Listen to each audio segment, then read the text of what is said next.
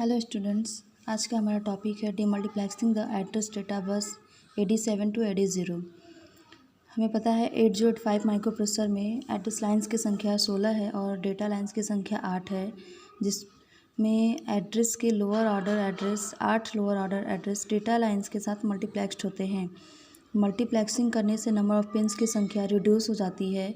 और हमें micro processor operation में पता है कि हम प्रोसेसर जब भी किसी डिवाइस या फिर इनपुट आउटपुट में डिवाइस या फिर मेमोरी के साथ डेटा ट्रांसफ़र करना चाहता है तो सबसे पहले उसको एड्रेस भेजकर उसको आइडेंटिफाई करना होता है। उसके बाद ही डेटा बस के थ्रू वो डेटा को ट्रांसफ़र कर पाता है।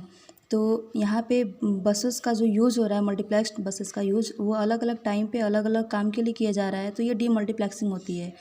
लेकिन डीमल्टीप्लेक्सिंग हमें करना कैसे है या कैसे होता है, ये चीज़ हमें यहाँ पे हार्डवेयर के रूप में देखना है, ये कि कैसे डिज़ाइंड होता है, इस चीज़ को हमें यहाँ पे समझना है। इस टॉपिक में यहाँ पे हमने पॉइंट्स दे दिए हैं कि हम एड्रेस बस का use, multiplexed address data bus का यूज़ हम केवल फर्स्ट क्लॉक साइकिल में एड्रेस भेजने के लिए करते हैं और सेकेंड और थर्ड क्लॉक साइकिल में इसका यूज़ हम डेटा बस की तरह करते हैं।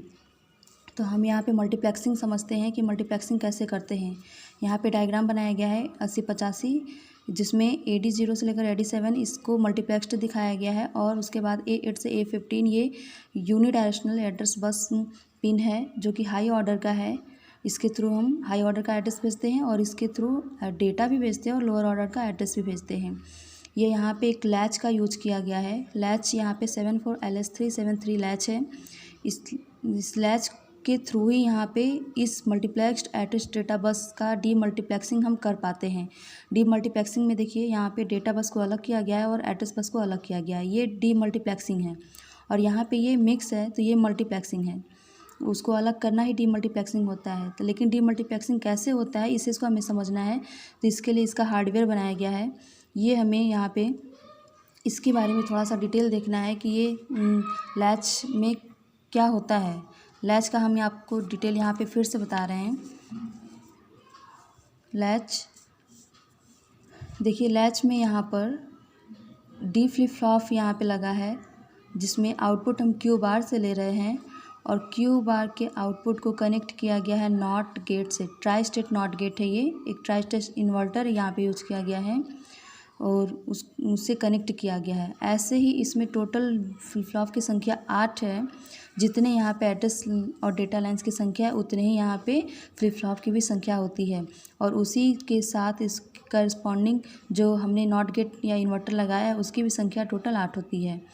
यहाँ पे हम आउटपुट डी फ्लिप फ्लॉप में क्यू बार से ले रहे हैं, इसलिए यहाँ पे हम नॉट गेट लगाए हैं।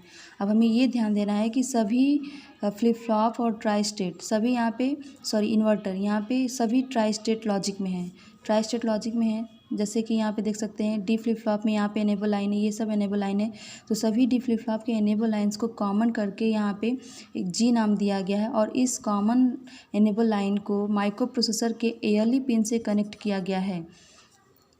फिर इस लैच के इन्वर्टर में भी कंट्रोल लाइन है जो कि एक्टिव लो कंट्रोल लाइन है और इस एक्टिव लो कंट्रोल लाइन को कॉमन करके सबको आउटपुट कंट्रोल का नाम दिया गया और उसको कॉमन करके ग्राउंड कर दिया गया है। ये एनेबल है, इस तरीके से ये एनेबल हो जाता है। अब हमें इस फ्लिप फ्लॉप को एनेबल करना है क्योंकि हमें ट्राई स्टेट में पता है कि जब तक एनेबल लाइंस पे सिग्नल नहीं मिलता है, अगर एक्टिव हाई है तो 1 और एक्टिव लो है तो 0, तब तक वो एनेबल नहीं होता है या फिर वो फ्लिप फ्लॉप हो या फिर इन्वर्टर या बफर वो काम नहीं करता है। तो यहाँ पर हमें डी फ्लिप फ्लॉप के इनपुट को आउटपुट पर ट्रांसफ़र करने के लिए एनेबल लाइन का हाई होना कंपल्सरी होता है। तो अब हम यहाँ पे वर्किंग देखते हैं कि ये कैसे काम करता है।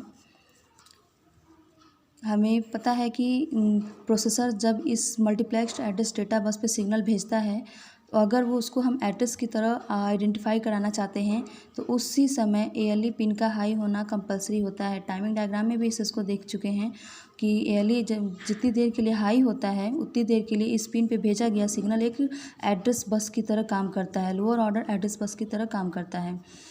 तो ALE पिन हाई होने से होता क्या है, ALE पिन देखिए हाई होता है तो सभी फ्लिप फ्लॉप एक साथ एनेबल होते हैं और एनेबल होने पर इस पिन पे 0 आए चाहे 1 आए, यहाँ पर इस सिग्नल इस मल्टीप्लेक्स्ड एड्रेस डेटा लाइन्स के थ्रू जो भी सिग्नल भेजा जाता है वो करस्पॉन्डिंग फ्लिप फ्लॉप के इनपुट पर प्राप्त होता है और वो आउटपुट यहाँ पर क्यू बार से लिया जा रहा है, उसका कॉम्प्लीमेंट्री आउटपुट यहाँ पे ये मिलता है और कॉम्प्लीमेंट्री आउटपुट फिर से कॉम्प्लीमेंट करके एक इन्वर्टर के थ्रू इसको आगे पास कर दिया जाता है।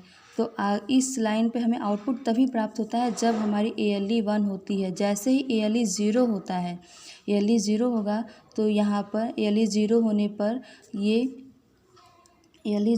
पर यहाँ पर एनेबल लाइन डिसेबल हो जाती है और कोई भी फ्लिप फ्लॉप उस समय काम नहीं करता है।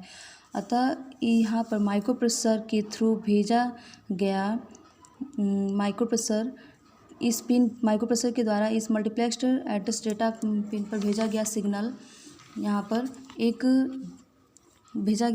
जब ALE 0 होगा तो भेजा गया सिग्नल यहाँ पे डायरेक्टली हमें यहाँ डेटा बस से प्राप्त हो जाएगा। उस समय इस लोअर ऑर्डर के एड्रेस बस पे हमारा एड्रेस हमें प्राप्त नहीं होता है क्योंकि ये टोटली डिसेबल होता है एंड ALE पिन 0 होने के कारण।